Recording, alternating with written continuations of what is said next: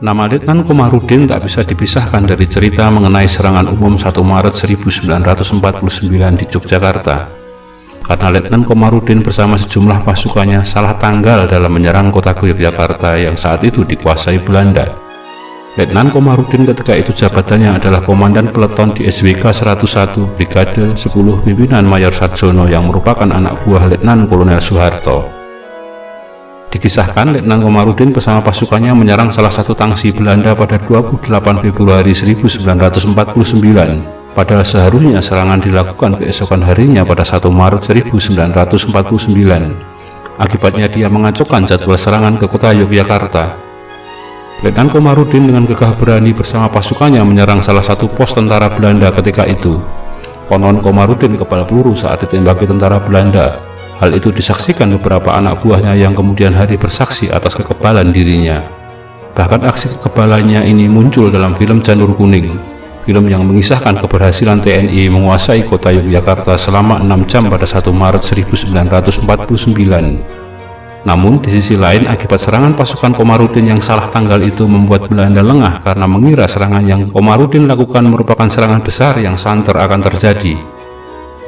Berdasarkan laman Wikipedia, Letnan Komarudin atau bernama asli Eli Yakin Teniwut lahir di desa Ohoider Tutu, Kecamatan Kei Kecil Barat, Maluku Tenggara. Komarudin disebut-sebut masih cicit Kiai Abdurrahman yang dikenal sebagai Mbah Tanjung, salah seorang ulama terkemuka yang hidup di Pelosok Kuning, Mino Martani Sleman pada era kekuasaan Sultan Hamengkubuwono yang pertama. Karena keturunan ulama sakti itulah, banyak dipercaya anggota pasukannya, dia kebal terhadap senjata apapun. Dia pun diyakini merupakan keturunan langsung Panteng Wareng, salah seorang panglima perang pasukan Pangeran Diponegoro. Komarudin merupakan prajurit peta di Kalasan. Di kalangan anak buahnya, mantan prajurit peta di Kalasan, ia terkenal tahan peluru.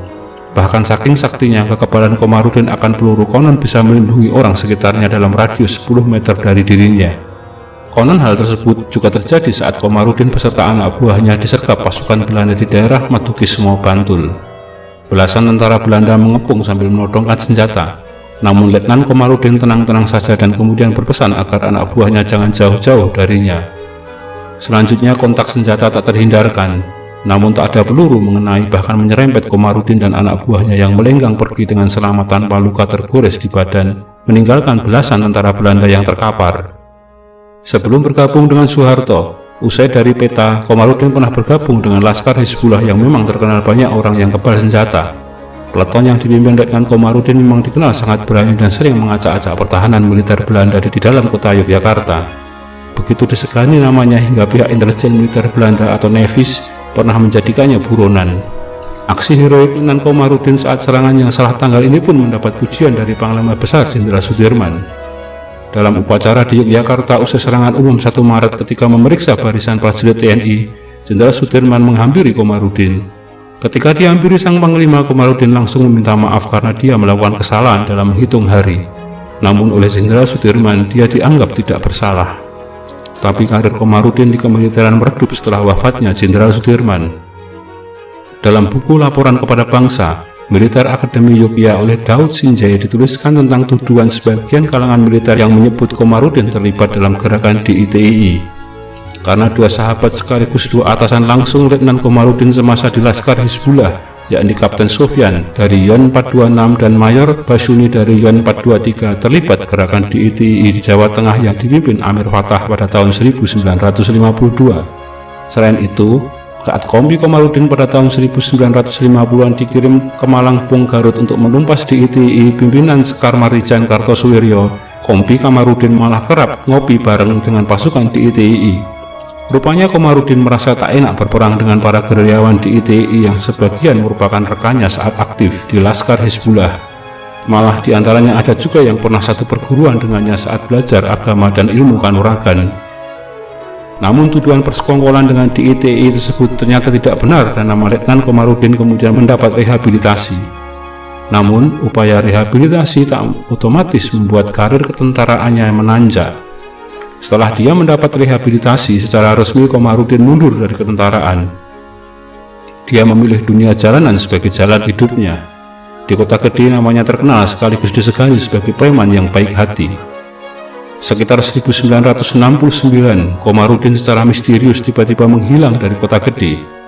Sutoyo alias Boyo, teman seperjuangannya waktu melawan Belanda, lantas mencarinya hingga ke Jakarta sekitar setahun kemudian. Di ibu kota, Boyo menemukan Komarudin di wilayah Cempaka Putih. Dia tinggal di sebuah gubuk kecil yang terletak di tengah-tengah rawa di tanah milik Kodam 5 Jaya kala itu. Dia menghidupi kesehariannya dengan bekerja sebagai seorang preman yang ditakuti di wilayah Pasar Senen karena Komarudin kebal terhadap senjata api dan senjata tajam. Sejarawan Yogyakarta Ki Herman Janutama menduga keberadaan Komarudin di Jakarta atas pengetahuan Presiden Soeharto yang merupakan mantan komandannya di Yogyakarta. Karena saat tinggal di rawa yang terletak di Cempaka Putih itu, tiap bulan secara rutin dia kerap mendapatkan jatah beras bagian untuk tentara. Karena dibujuk terus oleh sahabatnya, Toyo Boyo tadi, pada tahun 1972, Komarudin akhirnya kembali ke Kota Gede. Tak lama sampai di kota tersebut, dia kemudian jatuh sakit hingga mengalami koma. Komarudin kemudian dirawat di Pusat Kesehatan Umat atau PKU milik Muhammadiyah. Sewaktu di sana, ada cerita menarik karena Komarudin tak mempan disuntik sehingga dikeluhkan oleh dokter yang merawatnya. Kemudian di tahun 1973, Komarudin akhirnya mengembuskan nafasnya yang terakhir di PKU Kota Gede. Jasadnya kemudian dikebumikan secara militer di Taman Kesuma Negara Semaki, Yogyakarta. Begitu populisnya nama Komarudin hingga di wilayah Sleman ada sebuah masjid yang disemati namanya Masjid Al-Komarudin. Ada versi lain yang menyebutkan setelah Komarudin mengundurkan diri dari dunia militer, dia bersama istrinya yang berasal dari Jawa kembali ke Maluku Tenggara dan tinggal di desa kelahirannya, Ohoy Dertutu. Di sana dia menghabiskan sisa hidupnya hingga akhir hayatnya. Dia sempat diminta mantan Presiden kedua Soeharto untuk kembali ke Jakarta agar ketika meninggal nanti akan diberi gelar pahlawan, tapi dia menolak dan lebih memilih tinggal di desa kelahirannya. Demikian kisah tentang Letnan Komarudin, prajurit kebal peluru dalam serangan umum 1 Maret. Bila Anda berkenan, silahkan klik like, komen, subscribe, dan share untuk teman-teman Anda. Terima kasih.